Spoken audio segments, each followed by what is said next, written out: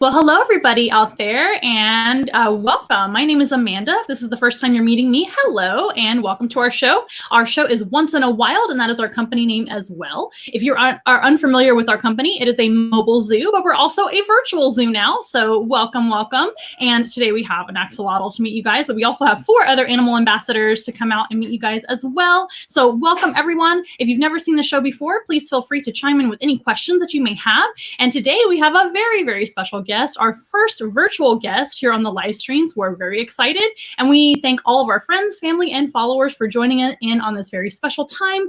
I know it's very, very late for you guys in Texas like me. It is 8 p.m., so happy evening to you guys. I'm going to go ahead and let our guest come on in. We're going to be on a split screen here, so I'm going to snuggle up to our axolotl here so you can see all of us. And here he is. It is Jordan Veasley. Coming on in. Hey, you guys. Hi, Jordan. Hi. Everyone. So Jordan is our first virtual guest, and why don't you introduce yourself and tell everybody a little bit about yourself before we begin. Well, for those that don't know, my name is Jordan. I am a zookeeper, wildlife educator. I use social media to try and basically get the word out there for wildlife conservation and about what zookeepers are doing to help with those efforts and the importance that zookeepers play in animals' lives. And I'm very big into diversity. So I like to let people see a different image of what a zookeeper looks like. For those that may know what zookeepers are, you probably haven't met someone that looks like me if you've ever met a zookeeper before, period. But I try to basically just push that everyone follows their passions. It doesn't have to be about animals, but follow your passions and not be deterred from doing it just because people say you look different or it won't make you enough money or that kind of thing. Follow your dreams and passions. Absolutely. What a wonderful message, especially right now. So I'm so glad you brought that up. Maybe we'll talk a little bit more about that as well. So I'm going to go ahead and begin with our little intro that we always do just to get us started and get us excited. And then we'll begin with our question and answer session and our animals coming out and learning about them. So without further ado, let's begin.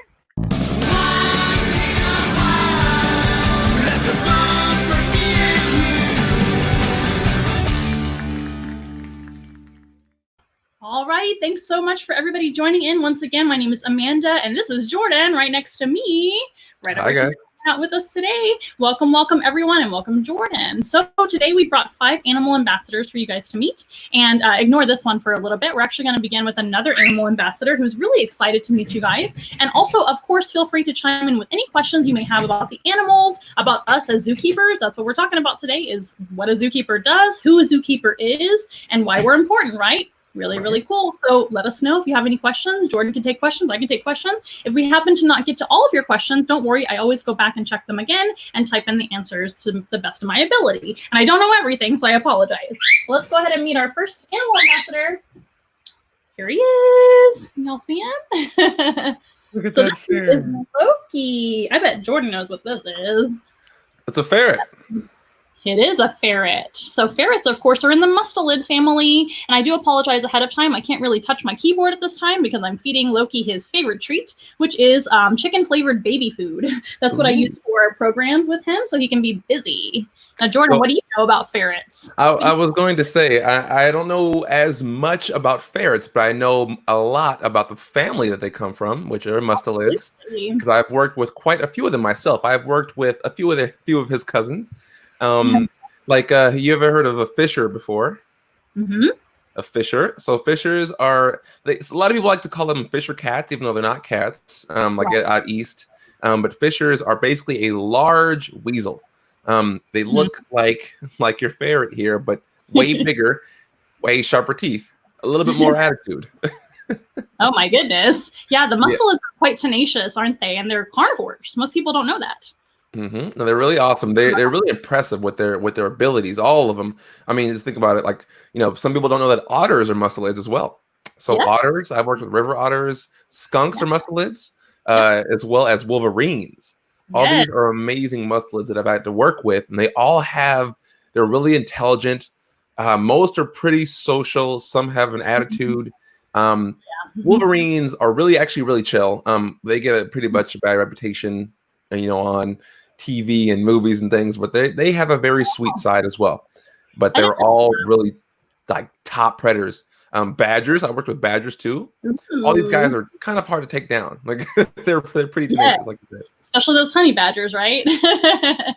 You know, Knows that. I actually did a video recently about a wolverine on TikTok, and everyone was trying to compare the wolverine with a honey badger, and they were saying who would win, who would win. I'm like, this would never happen. Right. These are hypothetical questions, and I'm a little biased. I love wolverines, so Fair wolverines enough. are stronger, they're faster, they have more stamina. So very cool. I've never worked with wolverines myself, but I have worked with a handful of mustelids as well, especially otters. Otters I have a lot of experience with. So they're very specialized, aren't they? No, they're super fun. They're super social. They love training. Becky said, Lionel asked, is a badger a cousin? Yes, they are. Yeah. I just mentioned that. Probably saw the comment too late. No, it's okay. I always answer them late too because I'm dealing with the animals. Yeah. I have no excuse. I'm just talking. No, and you can feel free to answer some of these questions that I can't quite highlight yet because I have food all over my hands. But with the other animals, it's easier. Okay.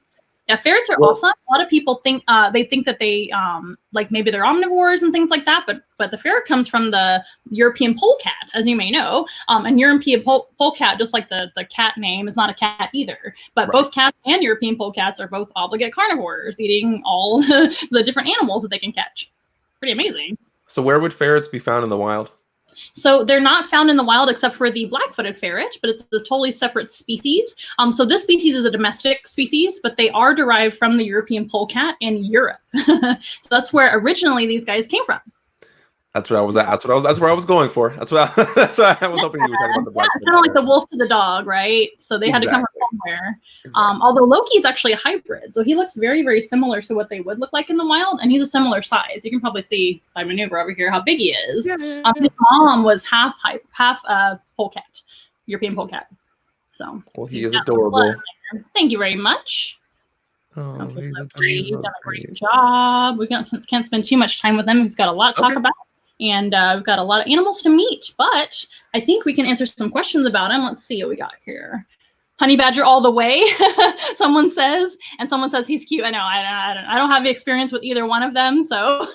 So I haven't had experience with honey badgers. I've only had experience with just regular American badgers, and who aren't as strong and tenacious as honey badgers.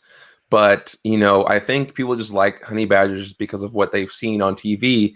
And what, like all those viral videos about honey badgers, but, they are very smart, but I'm just telling you, Wolverines, they save people. Wolverines, there's these guys in Alaska that have trained Wolverines to save people from avalanches. So, and like they can find them, they can track them, they can save them.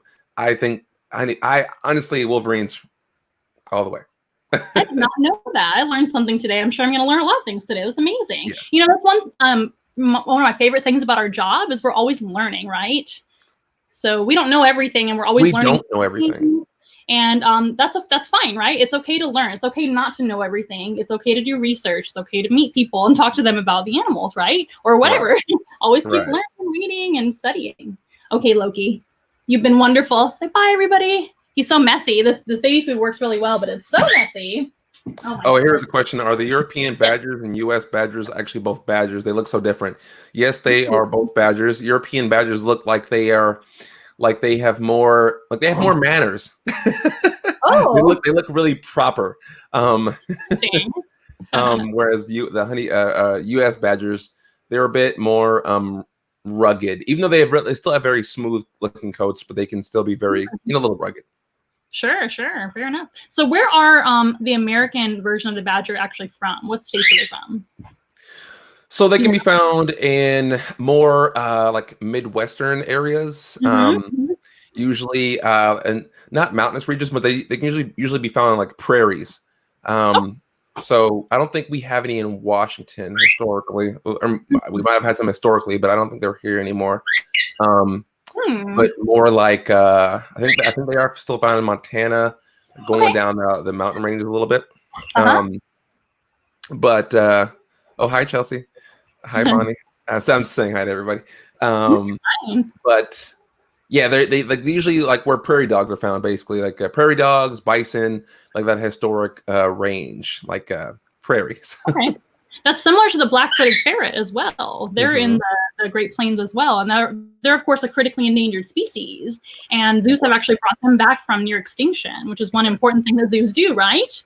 Yes, big conservation efforts. I actually worked at two zoos that were formerly involved in the conservation effort for black-footed ferrets. Northwest Trek and Point Defiance Zoo also used to do some work with black-footed ferrets with reintroduction, breeding and reintroduction. Same with pygmy rabbits. I don't know if you've ever heard of pygmy rabbits, but yeah, the program was stopped at our facility because they were doing pretty well. Like they were brought back and they were doing pretty well in the area. So for the rabbits or the ferrets?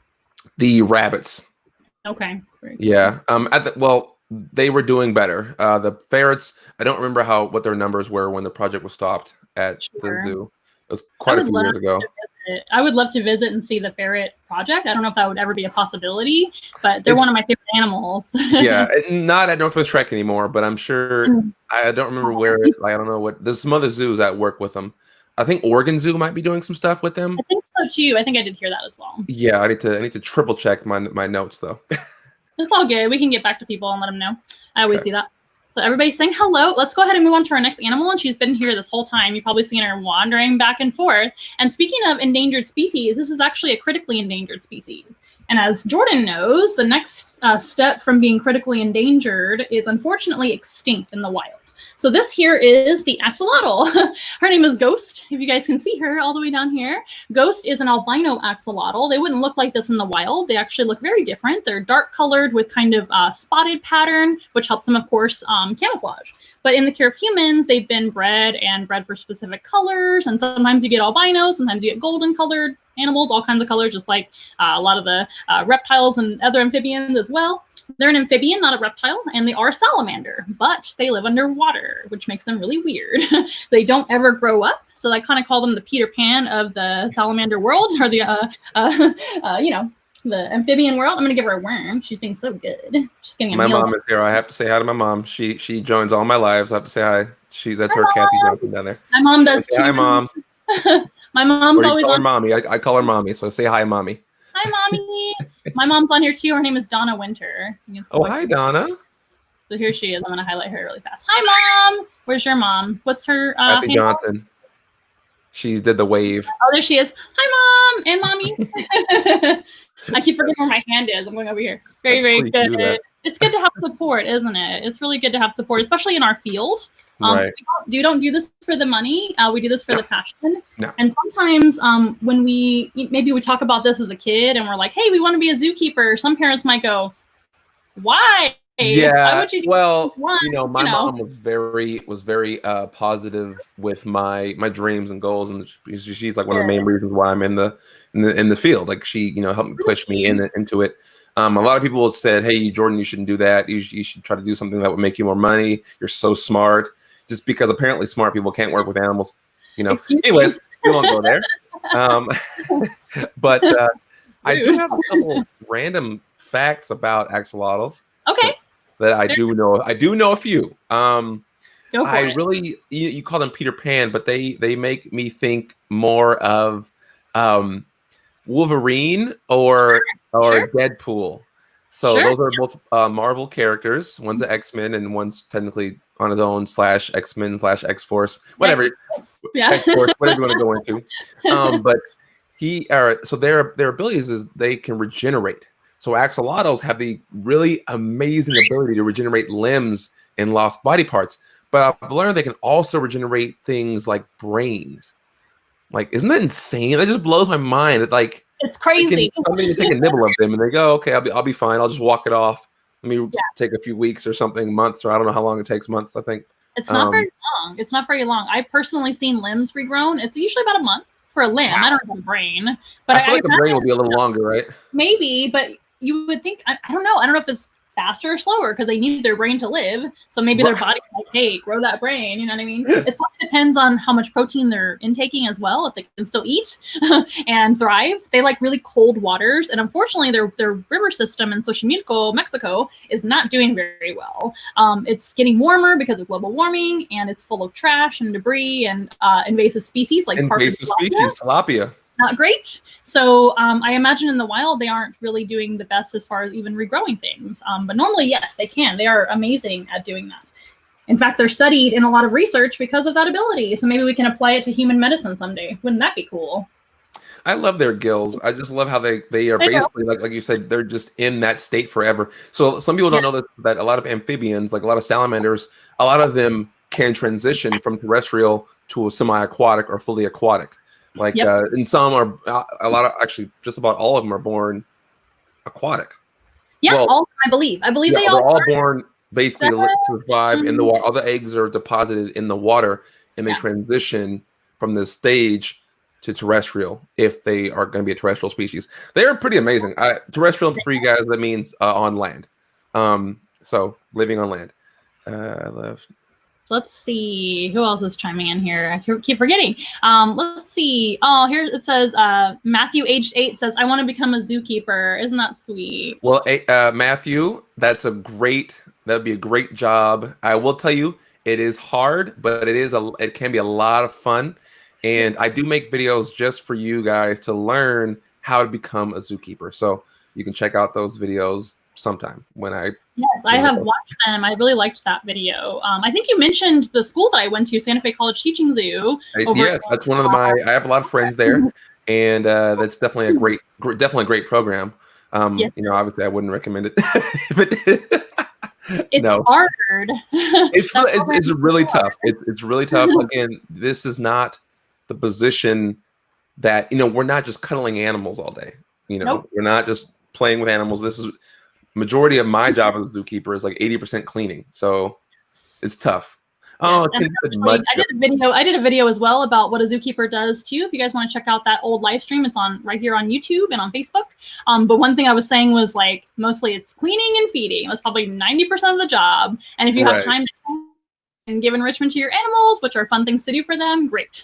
But it depends on the job as well. I have worked in some jobs where it's a lot of cleaning and feeding, and I've worked in some jobs where you clean for half the day and then you do animal programs like we're doing now, kind of. And then Lionel from Becky is asking, how old is Ghost? Ghost is a girl, and she is around 5 years old now. So we've had her for a while now. She is so cute. These guys can live into their 20s in the care of humans. So she's got a long way to go. We hope.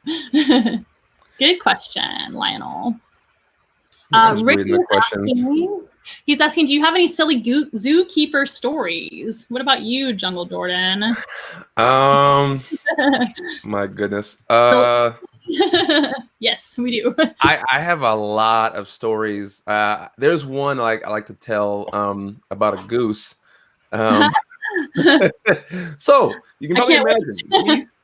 Tend to not be the nicest. They have temper, especially the male. They're being protective. So I used to work with these two geese. They were Abyssinian blue-winged geese that can be found in Egypt, I believe. Some part of Africa. I forget forget exactly where in Africa. But they're adorable. The female that we had was hand raised, and she was absolutely great. She wanted to be by people all the time. And so the new male we got didn't understand that, and he did not like her near us or entering in his pond. Okay. So whenever we would go in there, he would come at you full force. He would fly straight at you and try to attack you and get you out. So with me, he got used to me because I'm a big, tall guy, so I'm a little intimidating, but they're not scared of much. They're really not. And so he would come at me when my back was turned. So one day I was cleaning, and he's they make funny noise. You guys should Google them. Blue-winged geese. They make this little cute little dog toy honking sound. And so I turned around to pretend to clean something, and then I heard that he was coming at me full speed, and he jumps out of the water at me. I turn around, I catch him, and I put him in a football pose. So the football pose is how you hold geese. So you just kind of grab them and tuck them, like hold their wings still and hold their feet, and kind of like that. And so like that. And so he, with that, he was defeated. He knew that I lost. I guess this is it for me. So I'll go back. And so when I put him down, he leaves me alone for the rest of the time I'm in there cleaning. He goes on about his business and leaves me alone. But he'll come for me tomorrow, the next day. People that don't work with geese or haven't been around them do not know. Anytime a zookeeper hears the word goose, we're like, oh. I love them because I love waterfowl, but flashback war stories. I know, like Vietnam flashback. Yeah. One time, for my quick zookeeper story, one time I got hit in the head with a bald eagle. That was fun. They are huge. If you have never seen a bald eagle in real life, they are enormous. So we had an injured and rehabbed bald eagle at the Texas State Aquarium where I used to work, and I was just cleaning her pond, and she was very sweet. She wasn't like trying to attack me or anything like that, but she just lost her balance when she was on a perch, and she tried to fly down, and she was just trying to go from A to B, just from a branch to another branch. But I think she just misjudged, and she's not really flighted, so she's non-releasable, which is why the aquarium had her, which happens a lot, by the way, you guys. So when animals like bald eagles and usually raptors that are found in the United States are there, it's usually a rehabilitated bird that's deemed non-releasable by the government. They can't go back to the wild, or else we would put them back in the wild. But anyway, she wasn't a good flyer, and ironically, her name was Grace, which I thought was hilarious. But she hit me in the back of the head while I was wearing a baseball cap, so that kind of helped me a little bit, not much, but she hit me in the back of the head. I fell into her pond and rolled around, but luckily I had already washed all the bleach out of the pond, and it wasn't bleach water, thank goodness. It was just water. So I ended up coming back to the break room all wet, and they were like, "What happened?" I was like, I don't know how to tell you this. See, I feel like in the moment, I don't know if that would be silly. I feel like later on that's a silly story, but I feel like in the moment that'd be kind of scary, right? A little bit. I was more thinking like, face planting than her talons, but I was wearing the hat, so I didn't think about that. Luckily, she wasn't trying to grab me. She just ran into me with her body. She kind of gave me the silly face. They're kind of silly birds. They're not as majestic as people think, although they're very beautiful. No, I love bald eagles. Yeah, they're great. Beautiful. Well, let's meet another animal while we're just chatting. I had a really cool comment here by Chelsea. You want to read that? Can you see the comment? Axolotls are absolutely a superhero, humble yet tragic background, misunderstood and awkward. Why are amphibian really superpowers? Regrowing limbs or so last year. Let's regrow braids. Absolutely the next Marvel character. Honestly, that would be a really cool character. It would. I don't know. A really cool character. Axolotls, thank goodness, are well known now, but I think if it weren't for zoos and aquariums, etc., people wouldn't even know what they are, which is so sad to me because they're wonderful animals, but they're in a lot of cartoons and social media and things like that, which can be a good thing, I guess, for awareness of animals. Let's meet a very different misunderstood animal, shall we? Michelle, downplaying hot messes for years. That's what zookeepers do. That's an honest truth. That is an honest truth. People ask me for stories all the time, and I can't actually think of any that often, because to me, they're not that funny. Because I don't know, I don't see it as funny because it's like a normal day at the job, right? It's like, but when I tell them basic stories, they think it's so hilarious, and I'm just like, well, I guess you're right. We're kind of lucky like that. Like our experiences are definitely unique, aren't they? Right. They're very weird. I do want to go back to a question from Jennifer, our comment. Sure. Let's see. Do not cuddle animals all day. That will be amazing, but we do not. There it is. Oh my goodness. Who is this? Here is yes, that's very, very important because we're not doing this to make animals into pets. Although these animals live with me, they're not our pets. They're animal ambassadors, is what we like to call them. Some of these animals could potentially be somebody's pet, and that's perfectly fine if you're doing your research and taking good care of them. That's totally okay. But animals in zoos, especially, they're not pets. They're not cuddling with them unless we're like raising baby birds. You kind of have to use tactile and stuff like that with them, but that's not really cuddling. It's more professional than that, right? So that's a good point. And we want to make sure that you guys don't view some of these animals like tigers, right, for example, as pets or as animals you can cuddle with, because that's not the case. So speaking of not really cuddly animals, but the animals that get a bad reputation, right? This is a scorpion. Can you guys see her? I'm gonna make sure she's in focus. Yeah, there she is. So this is Xena. She's named after the famous xenomorph from Alien, and she is quite alien looking. She's a African flat rock scorpion, one of the largest scorpions on Earth. They do come from Africa, as their name states. They're from South Africa, and they're a warm weather species that usually only comes out at night, mostly. So what do you know about scorpions, Jordan? Well, I do know that they have a very specific family, and they are not. They're not technically arachnids, and they're not. What was the other one I remember? Oh crap! Because like they're in an offset family similar to arachnids, and I can't remember the name of it. Scorpions are part of the family. Help me out here. I know they've been reclassified, so I don't know either. So they used to be totally an arachnid family, but they're kind of more with like lobsters and crustaceans and things. You're welcome to look it up if you like. You gotta look it up. I know you're it's totally fine. These guys are technically like arachnids, but they're really weird. They're actually very ancient animals that haven't changed over millions of years. And scorpions back long time ago, they used to be huge. They were like 5 foot long or something, and they lived underwater, just like crustaceans. Did you find it? Well, I don't know how updated this is. Okay. So the order is Scorpionus, and the class is Arachnida. So, I know they used to be classified like that. So I mean, that can't be right. I don't think that's updated. You guys are entomologists. Please tell us. Yes. So see, I will say when we get to the crawlies, they get yes. I actually knew that, Michelle. There we go. I knew that. But of course, they're on land. They're not like underwater anymore, but they used to be millions of years ago, which most animals were millions of years ago. But they're amazing animals. Did you know that scorpions are good moms? I knew that. Cause don't they carry the baby sometimes? If y'all ever seen a possum carry their babies, it's just like that. Chelsea said, do all scorpions glow under UV? That's a question for you. I don't know that answer. I believe all scorpions do glow under UV, and I can't remember the properties in their body that make them glow, and I don't know why. So people ask me why questions all the time. I'm like, I don't know why. I wasn't, there when they were evolved. But they definitely do, and I always forget to bring a black light, but I would have to turn all the lights off to show you guys. Maybe I'll do a video sometime and show you guys on video. That'd be cool.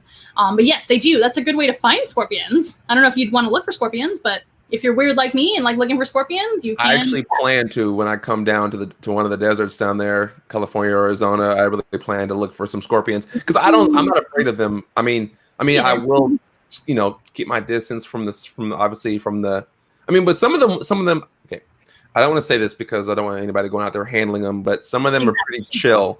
Some are pretty chill and are okay, but I wouldn't do that. I would just stay clear because they do have a powerful thing at the end of that cute little tail there. Yes. Did you talk about that? Yes, absolutely. So they are a venomous animal. A lot of people say, oh my gosh, what if you get stung by this venomous animal? Well, she does have venom. All scorpions and all spiders and bees and all those guys have venom, but the venom varies from scorpion to scorpion. So from species to species. There are about 1,500 or so species of scorpions all over the planet. They're found in every continent except one. You guys can probably guess which continent they're not found on. One very arid and cold continent. But they are only 25 or 30 that are deadly to humans. So out of the 1,500 or so, that's not a very large amount. But I don't recommend holding them, just like Jordan said. Don't pick them up because they're not going to like that. And they might try to defend themselves with their pinching claws or their metasoma, which is their tail and their stinger. They do have a stinger, and they can envenomate you, but this scorpion's venom is so mild, it's way less than an ant bite. Like not even a fire ant bite, like one of the very, very lame ant bites. Steven. Yes, I'm looking. You see that? Oh, here we go. Yes. There it is. Can you pronounce that for me? No. Very good. So we were right. They used to be classified with arachnids, right? And now nice. Very good. Thank you, Steven. Now they're down in this word. Thank you so very much. Hurt? Awesome. Do the pinchers hurt? Ricky asks. Not so much. It's way less than like a hermit crab. If you've ever been pinched by a hermit crab. Oh yeah, I used to have hermit crabs when I was a kid. I think they're great, but they do pinch a lot harder. Yes. And then somebody had a here's a good question or a good comment from Tanja. Hi Tanja. She's a good friend of mine. I would love to as an animal ambassador. That's a good. Vinegaroons are pretty cool. Yeah. Never worked with them. A friend of mine actually has his name is LB. He's on Instagram as well. He actually has a flat rock scorpion and a vinegaroon that he talks about and does videos about as well. I actually brought him on one of my live sessions, and I think we did the live on the flat rock scorpion. I can't remember who it was. That's cool. Yeah, I don't think we did the vinegaroon. It was the flat rock scorpion. It was really cool either way. Yeah, I'd like to get one too. Why not? Why not? Let me see. Who else is chiming in with questions? Zena's probably my favorite invertebrate that I have. She is just so impressive and big. And she was a mom. She actually had 39 babies. We received her and she was already gravid. We didn't know that she was gravid. Wow. From what I've told, they can have more than that, but that was a pretty large litter. And back to how they carry their babies on their back. So they're born live. They don't lay eggs. They have live births. And the babies will come out and they're white and they don't have this hard shell yet, or their exoskeleton, right? So they're white and vulnerable to the elements and to predators, of course. They're vulnerable to predators too. These guys' main predator in South Africa, I believe, is the meerkat. That's what I've been told. That makes sense. Yeah. So meerkats have become, adapted to not be as harmed by the venom, and yes. they know exactly how to go after them. They go tail and stinger first. Meerkats are pretty amazing. They are. They're so amazing. They're pretty. Another tenacious animal. They are, pretty much beasts. They're tenacious. It's one of my favorite words. Tenacious. Yeah, Zena's awesome. Yeah, that's the only time that Zena's gotten really cranky with me is when she had her babies, as you might imagine. That brings up motherly instincts. But it was cool to see the natural behavior of her defending her babies. So she was trying to pinch me in midair, and she was trying to sting me. Again, their venom is very mild. It barely feels like anything. But she was super sassy when she was a mom, and then her babies went to new homes. So now she's back to her old self again. No, she's absolutely beautiful. I like invertebrates, but I will say invertebrates are probably one of my least known categories. I don't know as much about invertebrates as I do with like mammals, for instance. Sure. So tell us a little bit about what animals you've worked with in the past. So which mammals, besides the muscelids? We talked about that. Yes. What other animals have you worked with? Yes, Nicole, the goose is from Ethiopia. That's where they're from. Thank you, Nicole. Sorry, the Abyssinian blue-winged goose. Yeah, they're from Ethiopia. I just remember they're being near the Horn of Africa. I remember that. But yes, over there. Cool. Let me see. I was reading the questions. That's fine. I'm trying to find some as well. How many babies will she have at a time?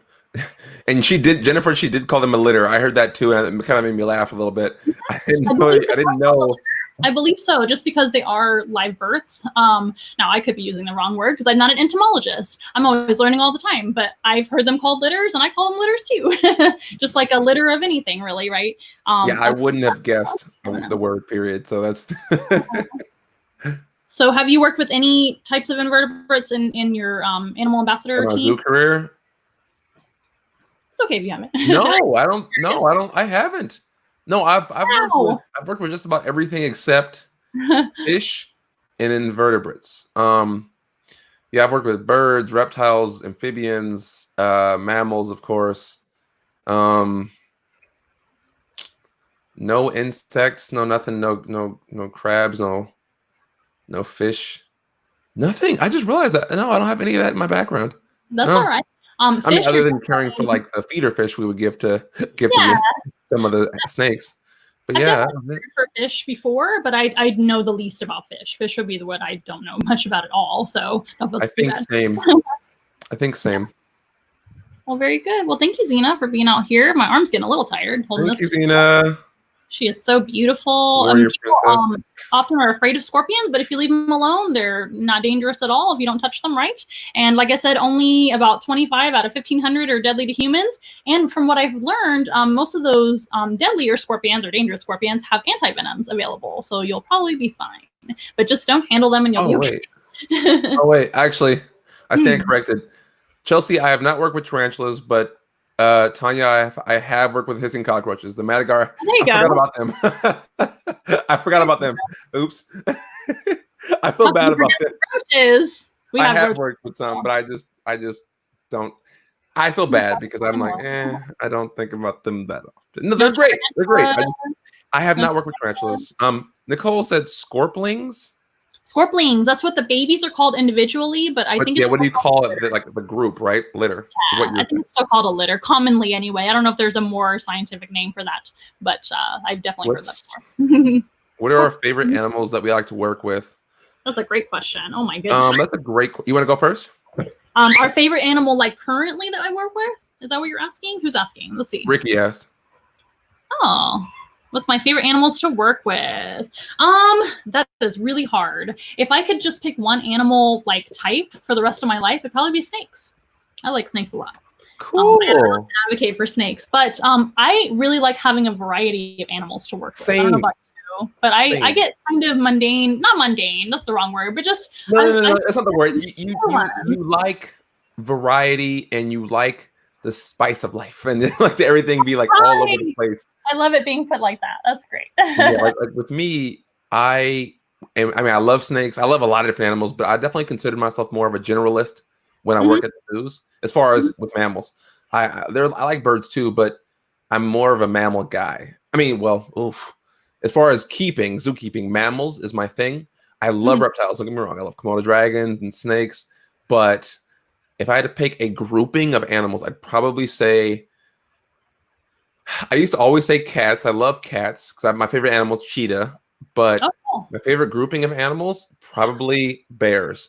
I really, really love grizzly bears, and black bears are just so sweet. They're so gentle. They're easy to work with. They can be, they're not stubborn like a lot of cats can be, but they do have their mind of their own. Obviously they can be, they're so intelligent. They can be picky at times. Like they'll pick through food. Like it's pretty funny. A lot of animals do that. And a nice backup. You're right. Yeah, you're right. A nice backup would probably be river otters. Okay. Yeah, they're my favorite like animals to work with because they're so social. Again, I love cats, but not all cats. They can be kind of into themselves. Yes, I feel like it's an individual basis, and my favorite cats are cheetahs and lions, and those are very dog-like. So like they're not all about themselves usually, although male lions can be. But it depends on the lions. Right. I've known male lions that are great, but cheetahs are fantastic animals to work with. I love cheetahs. I love cheetahs. They're wonderful animals. And then like I would say my favorite mammals to work with are probably marsupials and pigs, which is really random. So that is a little random. That's really unique though. Yeah, so marsupials, as far as they go, my favorite is the tree kangaroo. That's my favorite to have ever worked with. I've worked with them. They're adorable. They are so cute and very underknown, which I find strange because, like, why do people know about koalas and not tree kangaroos? I don't know. Well, because koalas are like the mainstream Australia animal that gets shown at all the TVs and like everything. Like, whereas tree kangaroos, they historically weren't filmed as and recorded as much. That's why they live in a pretty close knit they're a little bit hard. They call them the ghosts of the forest. They're harder to find. Right. You don't see them. They're up in Papua New Guinea in the cloud forest. Nicole asked, Jordan, have you worked with lemurs? Yes, I have. I have two. Red ruffed, black and white ruffed, and ring-tailed. I love them too. Those are probably the only, well, they're prosimians, but probably the only primates that I like. I'm not a big primate person. So when it comes to mammals, I can do without the primates, but I do like lemurs, which are prosimians. And I do like tamarins and marmosets are fine. I feel on edge when I work with like capuchin monkeys and other monkeys. They kind of make me nervous. So I've worked with quite a few different monkeys. I've worked with Pattis monkeys, lion-tailed macaques. I've worked with pigtail macaques and rhesus macaques. And the Pattis monkeys were more like ungulates of the monkey world. They're really weird. They're like herd animals of the monkey world. They're so funny. They're kind of just aloof and like terrified of everything. But like movement. Okay. No, but the other monkeys, like the small monkeys and those kind of monkeys, I wasn't really the fan of. I did work with other primates like siamangs, the lesser apes. I've worked with them. I've worked with gibbons.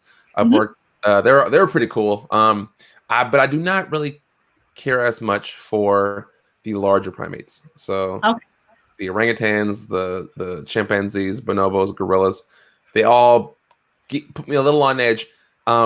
Just because I know what they can do, especially chimpanzees. I know what they can do. Extremely dangerous, potentially. They're wonderful animals, like all the animals, but they scare me as well. So I'm not a fan of them as well. I know Michelle likes great apes. She's worked with some of them before, like but I've worked with gibbons as well, white-handed and white-cheeked gibbons. Those guys are really fun. You still you still have to like be aware, like any Yes. carnivores or anything. You just have to be aware of what you're doing. They have hands for grabbing. They're smart.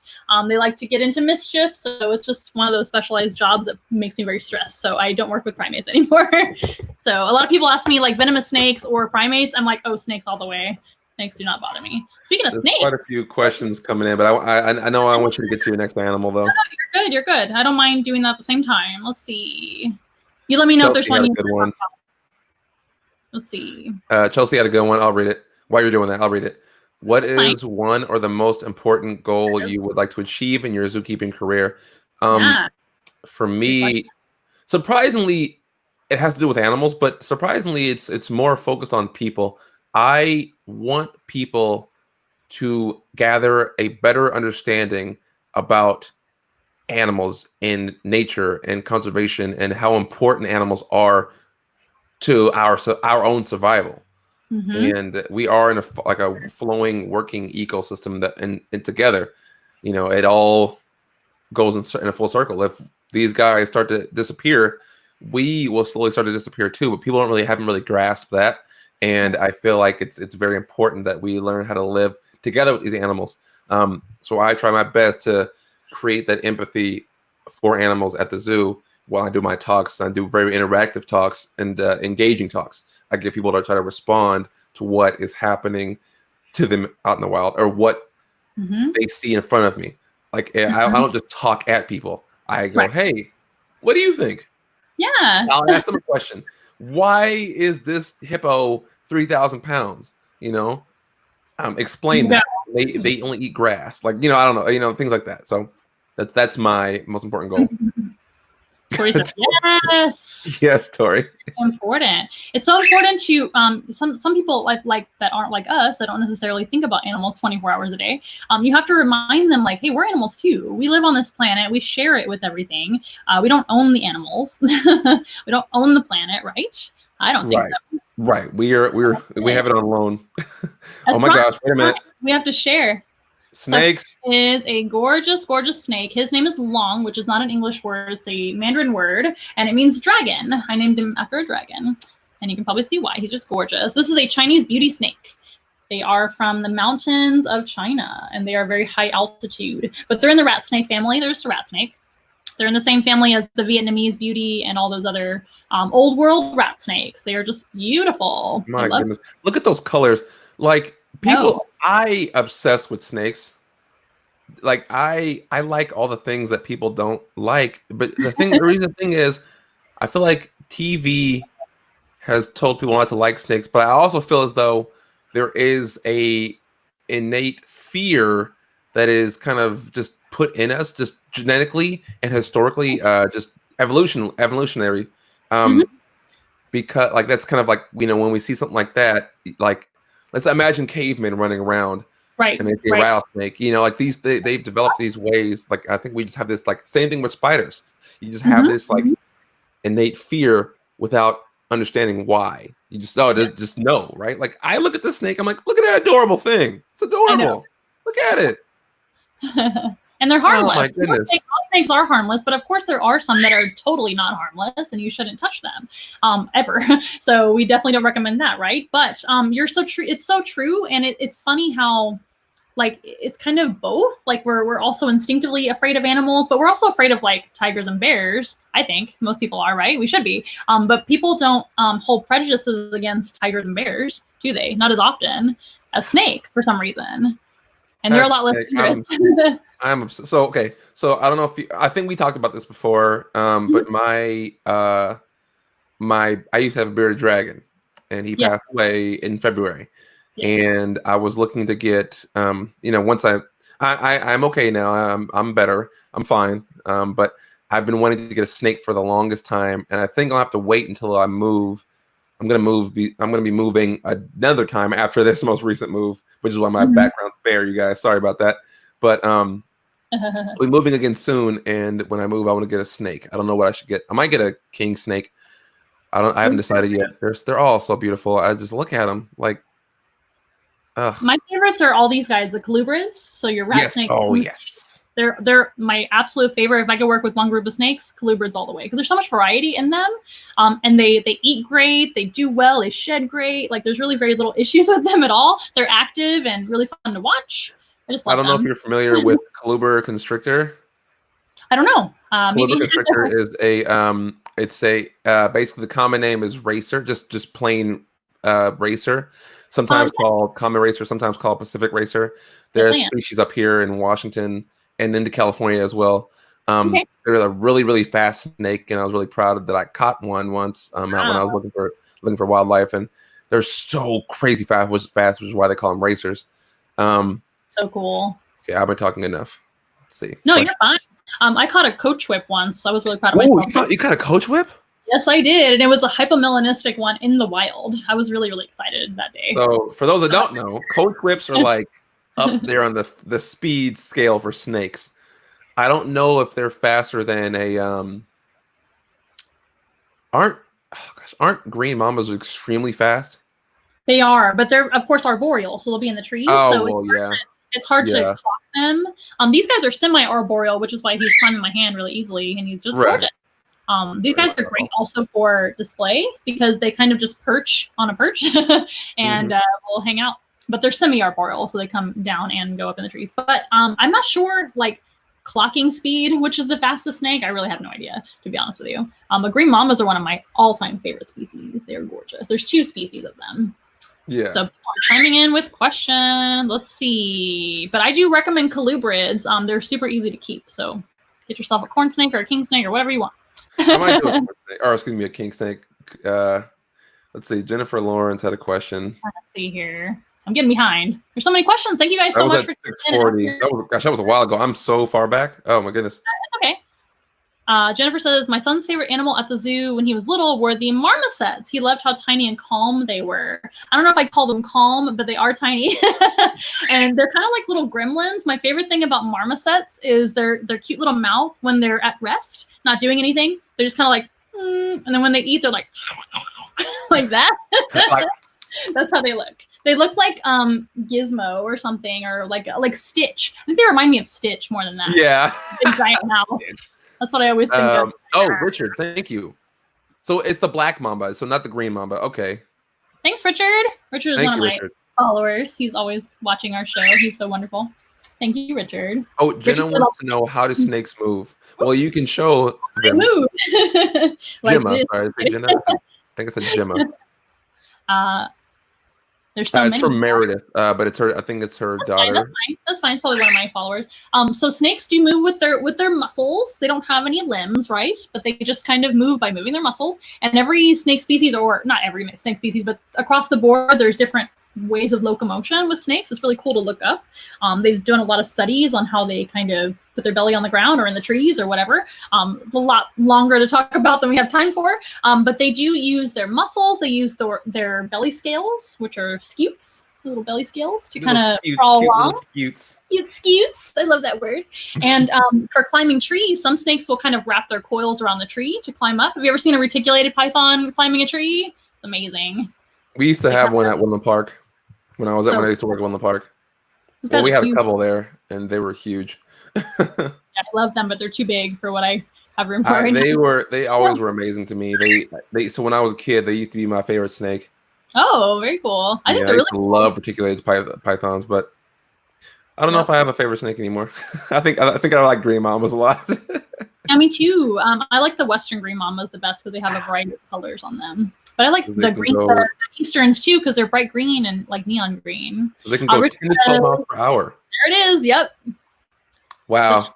That's insane. Something that I want to talk about as well. Look at this wonderful comment.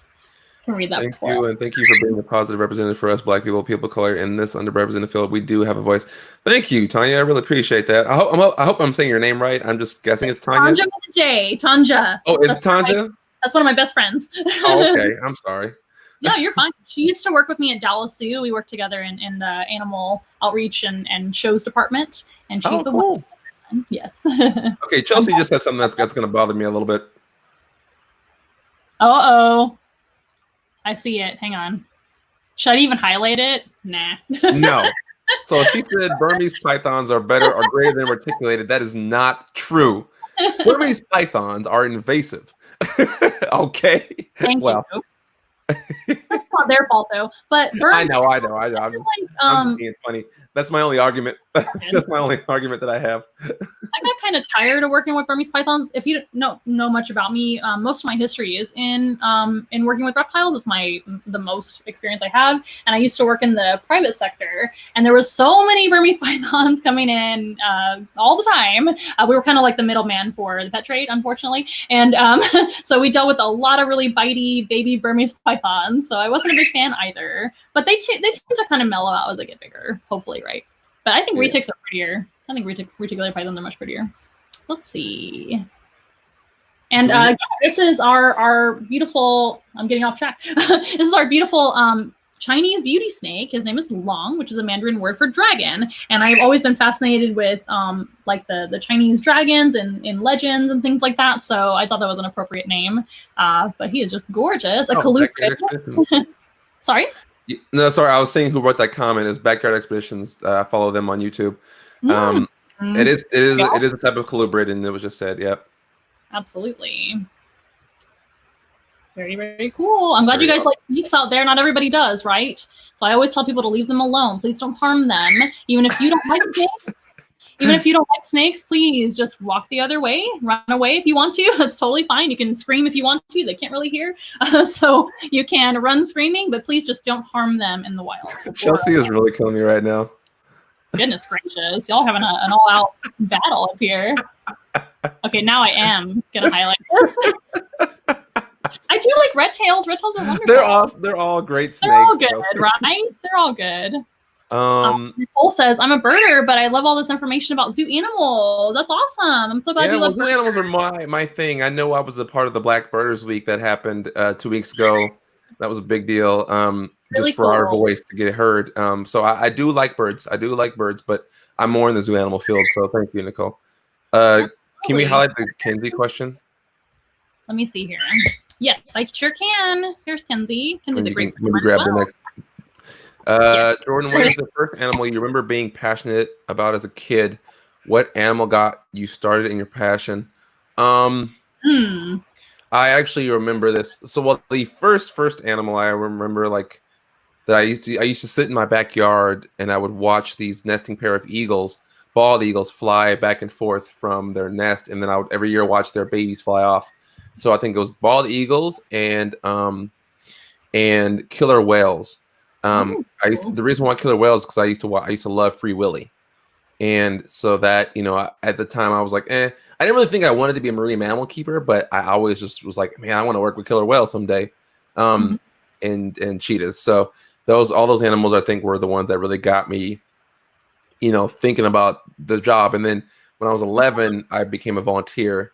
That was kind of the part I mentioned earlier. How my mom kind of got me involved in the career. Was she basically pushed for the zoo to allow a young 11-year-old to be a volunteer, which I didn't do, and so they allowed me to. But then I had to have a chaperone, and I was in the family farm, so with like the goats and the sheep and the different animals. So my first like animal care was like when I was 11 years old at a family farm. That's wonderful. I have a similar, not the same kind of thing. It's not in the wild or anything like that, but I grew up going to SeaWorld. I grew up going to SeaWorld here in San Antonio, Texas. And I remember just having such amazing memories of seeing the dolphins so close and being able to feel their breath out of their blowhole and everything. That's like something you can't experience. It's just amazing. And, seeing them in the wild, I'm sure, just amazing as well. I've never seen killer whales in the wild yet, but I would love to. But I've seen dolphins in the wild. But I have seen both. So inspired. So lucky. I remember being so inspired by the work that they did with the animals there. I knew I want to do something like that as a kid, even early on, like a 5-year-old. I wasn't really into swimming for a living, although it sounds fun. It's a lot of work. You basically have to be an Olympian to work there. So I knew that wasn't going to happen. So I actually went to the bird show there at SeaWorld, and I fell in love with birds. So let's meet one. But I was the same way about the swimming. I can swim, but I'm like, I don't want to do that all day, every day. Olympika. Hello. I was like, what's in your hand? It's food. I know. There's no animal in my hand yet. I was like, what is that? That was funny. Oh, it's a I was just waiting for her to cockatiel. fly on in, and also watching where my hand was on screen because we had a split screen. But this is Pikachu, the cockatiel. Oh, So cute. So of course, cockatiels are from Australia. They're related to cockatoos. They're just tiny ones, and they're in the parrot family, as you know. They're pretty cool. so I used to actually work with a lot of cockatiels at Woodland Park Zoo. I worked with the flock was like over 100 birds. Ooh, cool. Yeah, there was a lot of them in there. They're pretty great. They would breed every year. And there was a ton of them. That's all I remember. Cool. It's cool to work with a group of like free-flighted birds. I love that. I love keeping our birds free-flighted. Here's an interesting question. How about this question? What's up, Tim? Tim, what is your worst or best feces story? Poop is an important. Worst or best? Poop is important. No, poop is very important. It is very important. You know, so the thing about me, you guys, I want everybody to know this because it's the only way I know how to say about poop, because I haven't I'm very careful around poop. Let me just start by saying that. For those that don't know me, I grew up with ADHD and OCD. So, but it's pretty toned down now. Like you won't really notice unless I told you, which I just did. So the thing about me is I get very focused on cleaning poop. I'm the kind of guy that literally it's hard for me to stop getting all of it, even though I'm in a huge yard and you only have so much time. I have to get it all. And so I've never stepped in poop. I mean, if I have, it's unknowing to me, but I'm very good at avoiding poop. So it's a good way. It's a first. But I don't have any embarrassing me falling in poop or having it fall over. Oh, actually, here's a poop story. I mean, it's not very fun, but it's I was just wheeling a wheelbarrow of rhino poop. And rhino poop. So rhinos poop about 50 pounds, throughout the day. And we had 2 rhinos. And so me is scooping 100 pounds of poop a day, right? And they poop in one spot. So that was pretty cool. So carrying this wheelbarrow of heavy poop and dumping it into a truck. That's what we had to do into the truck bed so we can drive the truck off.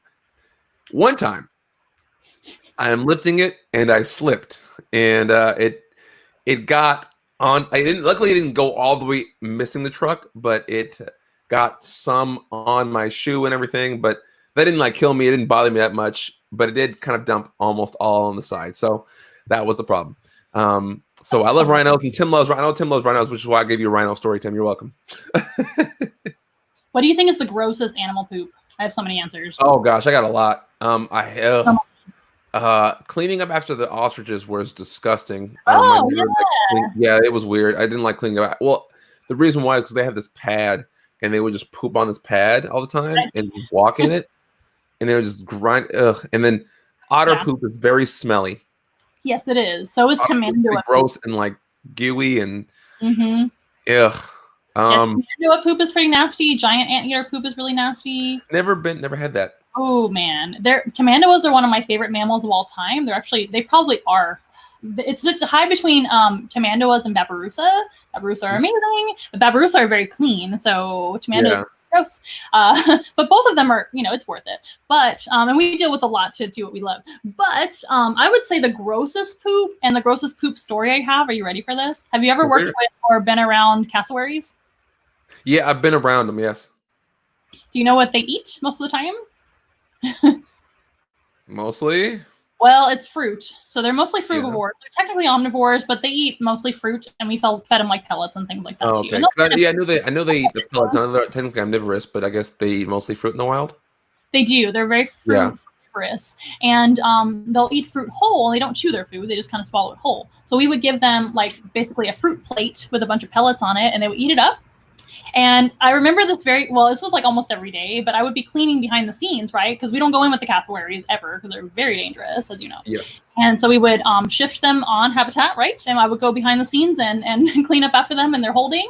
And I'm safe and sound behind the door or whatever, but I'm hearing the guests responding to the cassowary. And they're like, wow, what an amazing bird. Looks just like a velociraptor, blah, blah, blah. And I'm like, yes, I love them too. And then you hear, oh. So what happens is, the cassowary uses the restroom, right? They poop, and it doesn't really it basically they're tree planters, so they eat the fruit and then it just comes out like raw. It doesn't digest. And then guess what they do after that? They turn around and say, "Ooh, that looks like a nice piece of fruit for me to eat." So that's what happens almost every day. But I mean, Chelsea said a comment about great apes, because gorillas do the same thing. Like they'll redigest, like they'll poop something out and they'll finish eating. They'll eat it again. Oh, that's so nasty. Not a fan. It's pretty gross, but it's how it's life. Oh, yes. It is life. I mean, what are you gonna do? Not work with them? No. So also, lemur and gibbon poop is pretty gross too. I would say lemur is probably grosser. Lemur's grosser. Some wallabies, swamp wallabies, have pretty gross poop sometimes. Oh gosh, poop. Orang poop, yeah. Michelle was saying flamingo, and Tandra was saying, Michelle Walker, you stop that. Flamingo poop is so sweet. No, it's not. But I love flamingos. They're my favorite birds of all time. They're amazing. Oh, are they? Yes, they are. They're just wonderful birds to work with. I love them. You saw it was Flamingo Day yesterday, or Pink Flamingo, or 2 days ago. One of them yesterday. Yeah, I used to work with 4 of them at Dalasu. They were Aruba, Jamaica, Bermuda, and Bahama. They were Caribbean flamingos. Ricky asked, why do animals eat poop? Well, well, to redigest, like some animals that eat things like grasses, and it's harder for them to break down, so they have to because there's more nutrients that could be absorbed from that, so they redigest it and to pull all the nutrients out of it. Yep, that is one reason. And here's our poop emojis as well. Thank you very much. And Kenzie says, Tanja, no, flamingo poop reeks. It is very smelly. They're waterfowl. They're just huge waterfowl. It's like a great big goose. So they are very stinky for sure. I don't mind it though. What is your favorite conservation mission? Here's one. Yeah, good question. Oh my gosh, I can't pick one. There's so many, Chelsea, but I'll just say one of my favorites. I actually have on my personal page, my personal Facebook page, I have my birthday what do you call it, fund going for cheetah conservation. The Cheetah Conservation Fund. I'm really into cheetahs, and I just love everything about them, and I just love how they're just their abilities in general. And I feel as though people don't really know what's going on with cheetahs because they are in danger now, and they are facing plight, and there's not enough talked about them, just about how cool they are, but no one really understands that they are in danger. So I love cheetahs just because they're my favorite animal. So that's my why, Chelsea. And I wish I could talk more about what they're doing. I know that they are tracking them, they are radio collaring them, they are in protected lands. Some of them are these protected lands have armed guards stationed around from poachers. People go after them for because they think they can get a lot of money for them on the black market and things like that. So I love cheetahs. What about this question? If you could preserve one endangered animal, which one would it be? From Nikki. It's a great question, and that's a very hard question. So meaning if I could pick one animal to not be endangered anymore? I guess so. That's a very tough question, and I can't answer that because they all deserve to not be endangered. That's right. So Nikki, I don't actually have an answer for that. I'm sorry. No, that's a very good point because a lot of more charismatic animals like cheetahs, nothing wrong with cheetahs, but a lot of the animals that look like that or cute and cuddly looking, not really cuddly, but they're cute looking, get a lot more attention than say the indigo snake in the Orion Society. That's a really cool conservation effort being done with the indigo snake, one of my favorite animals. The chat is saying you have a bug in your hair. Me? They're saying you have a bug in your hair. I don't know why. I definitely don't have a bug in my hair. That's okay. Maybe that's just a joke, it might be hearing. Yeah, I don't know what they're saying. Oh, anyway, sorry. I do? Oh. Interesting. I don't think I do. I don't see anything. But if I do, that's fine. I'm okay with bugs. All right. Let's see if you have any other good questions. Go ahead and ask your questions. If you guys have any other questions for us before we close out. And I do want to reiterate again about something that's very important to you and to all of us right now, which is diversity in the workplace. Let's talk a little bit about that before we go, if you don't mind. Go ahead. So why is diversity so important to you? What is your history with that? Why is diversity so important to me? Because it's important that everyone feels represented in all aspects of life. so people don't feel singled out or people don't feel as though they don't belong. With me in my field, it has been the reason why I talk about it so much is because I've had multiple interactions with visitors, guests, coworkers, and volunteers that have basically made me feel different. Like they look at me as though I'm not, like, I shouldn't be in the position that I'm in just because of what I look like. No offense to anybody in the like the cleaning industry for like, or who was a cleaning professional, or the janitorial services, things like that. But people would assume with me walking around that I did not work with animals and that I was just somebody cleaning up after people. And like, again, there's nothing wrong with that, but they just completely downplayed the fact that I could work with animals and I would know more about them than the animal that they were looking at. I'm not going to go into the actual encounters, but I've had multiple encounters, and I just think as though people should be able to feel welcome with whatever they want to do and follow their passions and not have anything to worry about. And so that's why when I walk around the zoos and kids see me and I talk to them about animals, and they light up and they're like, wow, maybe I can do that. Whereas before they couldn't, like they don't, when you watch TV, when you watch animal shows, who do you see on the animal shows? It's generally white males, usually. But like in the face of zookeepers is it's all females. It's mostly females now. But there's still a little bit lacking diversity. There's only, as far as in that, because when you have one type of person, that's not really diverse. I'm not saying obviously I love women. No offense to women. I'm just saying it's mostly white women in the zookeeping field, where historically it used to be white men. So the girls took over zookeeping, which is great because they're awesome. But there's still a lack of color in the zoos, in the zoo field, and animal care in general. So I just feel as though this it's just important for people to see me. Me, like, even if I don't talk about it, I feel like me just being around for sure really helps. No, that's absolutely a great point. I think it's hard to explain, especially from my standpoint, but the more you're familiarized with whatever we're talking about, right? It doesn't matter what it is in life. The more you're familiar, the more you think it's normal. So that's not okay. It's not okay for it to be just one color across the board. Definitely not okay. Right. I totally agree with you. So I love that you're speaking up about that lately, especially right now. I think we need a lot more representation in general. So that's a great point to make.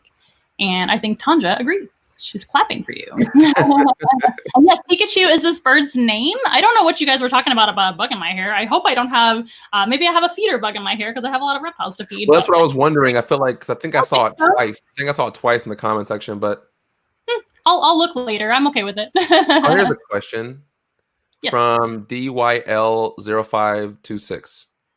Okay. Oh, here we go. Yes. What is the first zoo that you remember going to? My first was York's Wild Kingdom, and my first AZA was Roger Williams. My first zoo that I remember was Woodland Park Zoo. So that's my home zoo, Woodland Park Zoo in Seattle. That's the zoo I grew up in. That's the zoo I worked in forever. That's what I remember the most. That, Northwest Trek, and Point Defiance, all the Washington places. And now I work at Cougar Mountain Zoo. Cougar Mountain Zoo is a smaller zoo in Washington. So that's what I remember the most. I actually have video. I'll probably post some clips from it. It's from 1993, I remember. And the coolest thing about watching that video is I actually got to work with some of those animals that I saw in that video. So like the actual animals or the species? The animal. Animal. Yes. Like so there was an owl. He was a spectacled owl. And he was a baby. He was like a year or two old in that video, and I was like 5. Let me see. Oh my gosh, that's amazing. Yeah, I was four turning on 5, I think, and I it was cool to see him, and then the bears. So as I got a little older, when I was about 5 or 6, the bears were there. Matt and Steve. Well, their public names are Kima and Denali. But they're Their zookeeper names are Matt and Steve.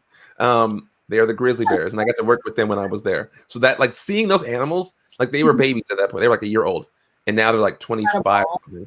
It's so crazy to me. And then here's a good point as well. Now we're talking zookeeper talk. It comes down to people actually going to schools, be a zookeeper, and applying for these jobs. That's part of it. I wouldn't say that's all of it. You know, it's definitely more to it, but that is part of it for sure. We do go to school, most of us. Some of us haven't, but that's okay. You work your way up. Come back. Step up. But yes, you can reiterate on that if you like. I think it's every situation is different. Right. Like, so, I mean, one of the biggest things I was discussing with some other people of color in one of the groups I'm in about this is that, you know, if let's say you have to do a lot of free work in order to become that, you know, to get to that zookeeper level, like you got to do a lot of internships and volunteering positions, you know, but then you have to get, some zoos require that you have previous years of experience of zookeeping experience before you become a zookeeper at their facility. So what zoo do you go to get that zookeeping experience? Like who's gonna give it to you if that's what they want? Weird, right? So one of the things that we were thinking about was like if zoos pay their interns, you know, because a lot of people can't afford to just be working for free for multiple years. You know, like it's awful. Like with me, I had to grind. I worked multiple jobs on the side as I was doing my volunteering and my internships. I killed myself one year. Actually, it was like the anniversary is like my birthday is coming up. It's on the 30th of June. And I remember one year I worked 2 jobs and was doing my internship, I think. And I remember I was like, it was my birthday and I crashed my car coming home at night, late at night after doing all this work. I fell asleep at the wheel. Good Lord. And I was almost home, and it was my birthday. What? So, you know, and that sucked. I remember I was pushing myself so hard, and I just remember my body shutting down. I was almost home, and I just boom, crashed. I hit a neighbor's car and woke up confused. They came out like, "Jordan, you okay?" I'm like, "What?" Yeah. I'm like, I think, like, and I was so. And my mom said she'll never forget that phone call. Oh my My God. voice sounded like so like confused and like just didn't understand. Your poor mommy. Yeah, mommy wasn't. I don't know if she's still watching right now, but yeah, she probably is. But it was a weird night. Oh my gosh. Well, that's a good point though. We work ourselves almost to death. Like we are some of the hardest working people, I must say, in all of the careers all over the world. I would say we're very hardworking. We don't get paid very much. Usually some people, I guess, get paid more than others. And so we do it for the love of the job, and we do it because we believe in something, not because we're greedy and looking for money. That is not what animal people do ever. I mean, I guess there's a couple of them that do that. But there's a couple. We'll talk about them today, right? They've had enough attention. But yeah, it's a great point. I mean, it's I think Michelle's touching on it again. Yes, we kill ourselves trying to make ends meet. That's not okay, right? That's something I believe. Okay. I think that really needs to change. I think that's one thing you touched on about a certain person with using only volunteers, if you know what I'm talking about. A certain famous person that's very famous right now. She uses volunteer workers to take care of big cats. Not great. Really, we won't talk about that. Yeah. No, remind me of that.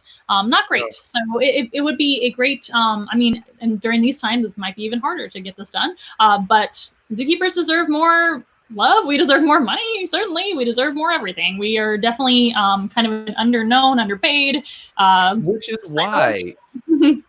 Which is why I make videos about it, because why I make videos about us, because people need to know what we're doing for as much as little as we get paid. Mm-hmm. Very, very true. And I really appreciate what you do, because it does bring a lot of awareness to all kinds of audiences who really have no idea. That's one thing I really loved about Steve Irwin as well. And when he started doing the show actually in the zoo and explaining, like, this is what we do in the zoo and whatnot, that was one of the first shows that showed a zoo in a positive light, which I really, really appreciated. And I was inspired by him. Again, a white male, but a great one. And he's awesome. Look, okay, I'm not saying, I want to go back to that. I'm not saying the things that those guys, I'm not saying those guys aren't great, because I watched those guys growing up. Steve Irwin, the Kratt brothers, Jeff Corwin, David Attenborough, a little bit of Jack Hanna. He was kind of a goober for me, but but enough. still, like, you know, like those guys, like I didn't have anybody else to watch, so I watched them. Like, you know, they were awesome. Like, they were great. Steve Irwin was great. I'm not the type to probably jump on things, but he was awesome. Yeah, fair enough. And that was in the old days. So right. I don't. Yeah, that probably wouldn't fly now, right? I don't think so. Someone asked that question. What would Steve Irwin get a show today? Maybe not. Like the way because I think his passion still shows on camera. Of course. Showed. R.I.P. Steve. Yeah. But his passion showed even without, because I think of course a few years later into his show, he stopped jumping on stuff. Do you remember? He definitely did. So like, I think it was because they, you know, say, hey, no need to do that. We've already captured the audience. We're good, right? Mm-hmm. Exactly. He already has a fan base, obviously. But if you look at like his kids now, they don't really do that anymore. So at least not on screen. I'm sure they still catch crocodiles and they have to study them, and when they have to save them or catch them up for an examination or whatever they're doing with their animal, that's a thing. But I don't think they show that as much, for sure. It's not like the highlight show. There's a couple of questions in here. I think there's a couple good ones on YouTube from Just Pink. Oh, okay. I'm gonna scroll back up and find it. I hope. No, it's down. You're down. What is the name? Oh, here it is. Just Pink. It came in at 7th. There you go. Sure. How does your animal knowledge translate to the wild? Does it find you being comfortable hiking amongst animals? Yes, 100%. 100%. But a lot of the animals that you and I worked in zoos aren't, you know, they're not most of them aren't going to be the animals you find where we live. You know, a lot of these animals are from foreign countries. Like, but you know, grizzly bears, you know, I know that I don't really want to encounter a grizzly bear in the wild. I think I would know what to do, but I don't want that to happen. But like snakes and things, I don't know. I'm very comfortable around snakes. She is so cute and so precious. I'm sorry, I'm just looking at her. She is so like perfect, just hanging out. She's a great bird. She's like one of a kind. For so long. She's a wonderful bird. She's very well. I mean, she's used to me and well trained, but she's honestly good with anyone. She's one of those just really special birds that I love so much. Her love language is not tactile, but but she does love snacks and just hanging out. Her love language. Yeah. Her love language is not affection. She doesn't like that. Oh man. Thank you for saying that. Well, I think I have time for one or two last questions. No problem. And I really appreciate you being here today, Jordan. It's been a lot of fun. And I know you have things to do, and that's totally fine. You're a very busy man. But I will let you go here in a little bit. Let's see. Do you want to select the question or questions to end on? You guys have had fantastic questions. Thank you so much for joining us today. Well, let me say this. Do you guys have any last questions for myself? Yeah. Or both of us? Questions for both of us? And I mean, I do like Nicole's question, so can we go to Nicole's question, and then we'll see once we answer that. We'll see if there's any others coming in. How can learning about animals where you live help you learn about wildlife conservation? So you learn about, like, because these animals also have a certain ecosystem that they live right with us. A lot of them have adapted to living around people, but they figured it out. They've adapted to our trash, but even our trash can still mess them up to a certain extent. They know how to avoid it, but that's the thing. So if you're trashing these animals that are living in these really remote places that don't normally see people, they haven't adapted to change to that. So they can throw them off, and they won't know how to, you know, survive. Right. So these animals have like coyotes, raccoons. All these different animals can be found nearby cities, especially near me. Actually, I live in Issaquah, and they're all over here. I see them all the time. Wow. But people don't see them because they don't know what they're looking for. They don't know how to find them. I get lucky, and I'm out early, so I see the guys before they go to sleep. I see. Did you have an answer for that? That's super important. Let me reiterate the question again. Okay. How can learning about the animals where you live, i.e. cities, help you learn about wildlife conservation?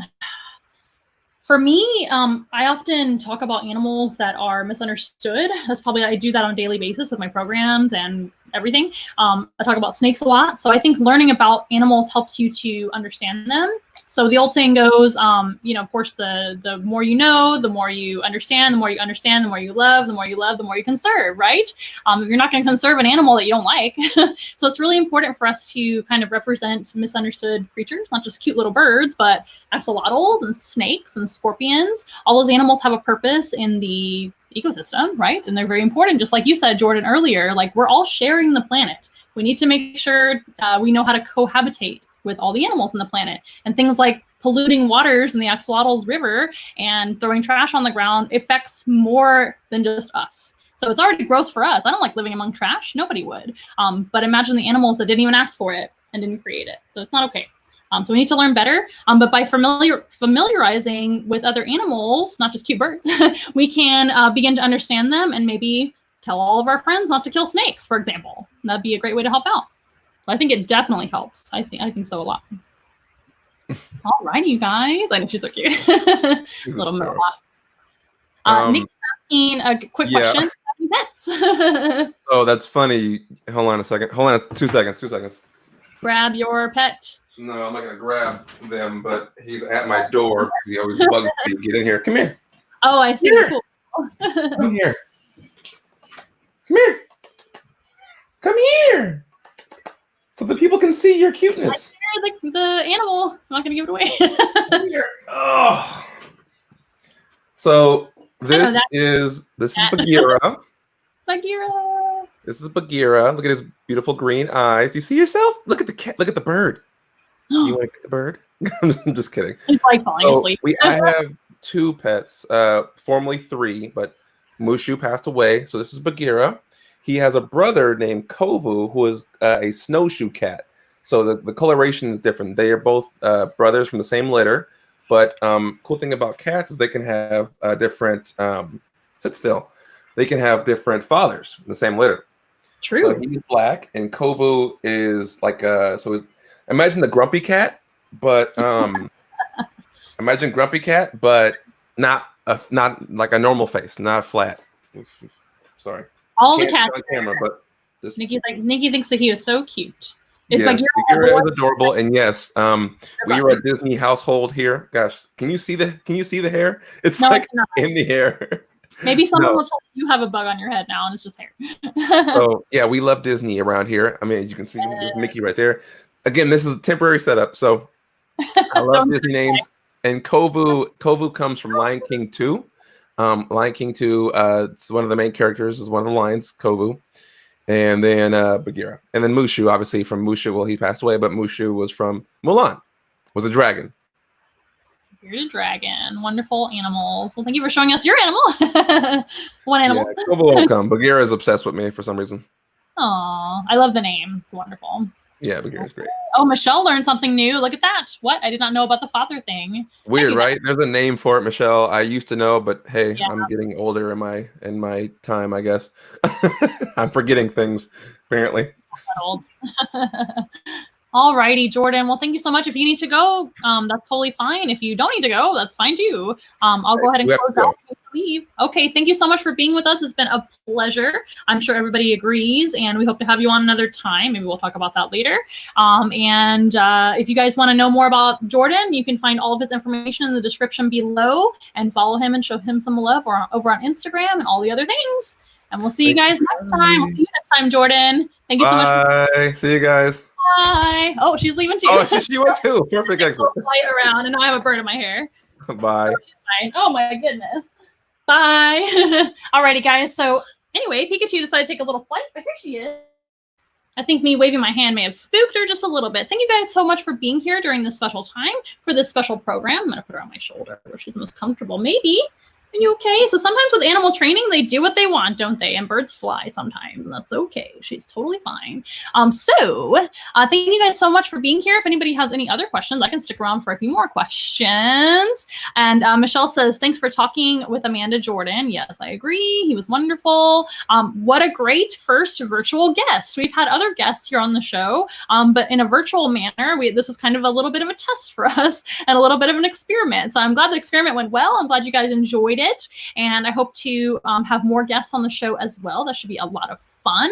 Thank you, everybody who follows Jungle Jordan on Instagram and all the other things. Thank you for joining in on our Once in a Wild live stream. If you are interested in finding more information about us, we are found at onceinawild.com, which is down below. And if you like what you see here today, you can offer a tip or a donation to our zoo. We are a mobile zoo here in San Antonio, Texas. We usually bring the zoo to you in not a personal way. Well, I guess it's personal for you guys, but in a in real life way. But now we're doing the virtual programs as well. We do offer Zoom room animal encounters where you can customize the animals and the time of your liking. You can organize some time with me and we can do a Zoom room for you guys. So it's really fun for birthday parties and all kinds of gatherings, office parties, you name it. We can bring the zoo to you virtually to anyone. And that's more of a private encounter, of course. And you can catch our live streams every Wednesday, not at 8 o'clock like tonight, but at 3:30 p.m. Central Time every Wednesday in the afternoon. And all of our videos are also uploaded to YouTube and Facebook. That's a lot of information. There's more tipping options down below, which are Venmo, Cash App, as well as PayPal as well. On PayPal, we're just Once in a Wild. Very, very easy. And if you'd like to donate via Amazon, you can find our Amazon wish list at onceinawild.com. You guys have been fantastic. If you have any other questions about any of the animals you've seen today or about anything at all, please let me know. If you want to leave comments down below, and I haven't gotten everybody's comments, I do apologize, but we only have so much time. And I will get back to your questions manually by typing in the answers the old-fashioned way. But let me see if I have any other questions that I can get to really fast. Everybody's saying thank you to all of our family, friends, and followers for staying tuned and watching us. See, now she's preening my hair. I don't think I have a bug in my hair. Did I really have a bug in my hair, you guys? You tell me. I'm gonna have to take a shower and look for the bug in my hair, I guess. That was a very interesting comment. And it happened twice, so I don't know what happened.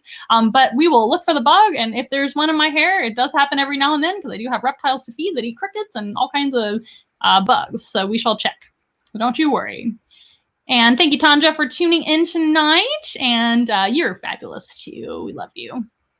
Well, thank you guys very, very much. And I'm trying to see. Oh, here it is. Is this when they have two fathers? That's fantastic. Heteroparental that word. Superfecundation? I'm so sorry. That's the best I can do today. Heteroparental superfecundation. Amazing. Love it. Thank you so much for helping me with that. And I'm glad you thought this was awesome. Thank you guys for tuning in. Again, you can catch us again this next Wednesday at 3:30 p.m. Central Time. And we're also on Instagram, Facebook. We're on TikTok. We're on all the things as well. YouTube, of course. Please subscribe to our YouTube channel. That's our newest endeavor. You can find all of our information in the description below, as well as on onceinawild.com. I hope you guys have learned something a little bit about zookeepers in general and about the animal field and about how hard it is to be in the field that we are, but how much we love it and how passionate we are about what we do and how important the job of a zookeeper and of zoo personnel and animal trainers and all the aquarists and everybody else. I don't want to leave you guys out. We support conservation for some of these endangered species like axolotls. One great way to help out endangered species is by supporting your local zoo or aquarium that has the animals, because likely they're supporting conservation of the endangered species that they have. Just like Jordan was talking about with the cheetah conservation, there are several, of course, many different animals that have conservation funds that can be donated to, even just on your own, but also supporting the zoos that contain them and the aquariums that have them. They support conservation directly and indirectly by breeding the animals and all kinds of things. It's amazing work that we do, etc. Yeah, it was a mouthful. Thank you for having mercy on me for my first time to pronounce that crazy word. But thank you so much to Nicole for letting us know what that term is. And that'll be for Jordan to learn later, I guess. He has the cats that are like that. That's pretty cool. Okay, guys, thank you so very much. We hope to see you again next Wednesday. And we have pop-up live streams every now and then as well. So please follow us on Facebook and Instagram. On Instagram, we're Once in a Wild Zoo. On Facebook, we're just Once in a Wild. Once in a Wild is our company name. And you can find all the things on onceinawild.com if you forget, as well as in the description down below. You can watch this video and share it with all your animal-loving friends and all your friends and family that are maybe curious about what zookeepers do. I also do have another live stream that I already did on my own by myself, talking all about zookeepers and what we kind of do and the many roles that we play. I touched on that, and I probably will again. So that'll be another live stream too. So check all those videos out, share them with all your family and friends, and subscribe to us on YouTube. Make sure to go to onceinawild.com if you want to schedule your Zoom room animal encounter, which are really, really fun. It's just like this, but I can see your beautiful faces as well joining in on Zoom, and you can customize what animals you get to meet and learn all about them, and get to talk to me back, just like Jordan was on with me earlier. Pretty cool. Well, thank you guys so very much. We will see you next time, and we're going to go ahead and close. I love you guys so, so very much, and we'll see you again. We are nothing close to ordinary, but we love to be your friend. Hold our hands and let's have fun together, singing as loud as you can. Everybody singing once in a while. Be together once in a while. I wanna hear you say once in a while. Never fun for me and you. Thank you guys. We'll see you next time. Bye-bye.